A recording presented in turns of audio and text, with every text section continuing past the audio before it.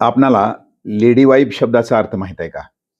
त्याच्यानुसार इंग्रज भारतामध्ये राहत असताना सुरुवातीची 10 वर्ष त्यांना विवाह करणं या ठिकाणी कुठल्याही प्रकारचा विवाह करता येत नव्हता आणि दूरचा प्रवास असल्यामुळे त्यांच्या जे बायका होत्या, पत्नी होत्या या ठिकाणी यायच्या नाहीत. त्यामुळं या इंग्रजांनी गुपचूपपणे भारतात दुसरे विवाह केले.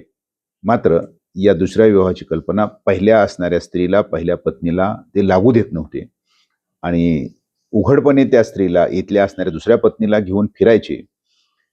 मात्र त्यांची ओळख करून देत असताना त्याला मिडवाईफ अशा प्रकारचा शब्द वापरला आहे. तर त्यांच्यापासून पुन्हा त्यांना संतान प्राप्ती सुद्धा झाली.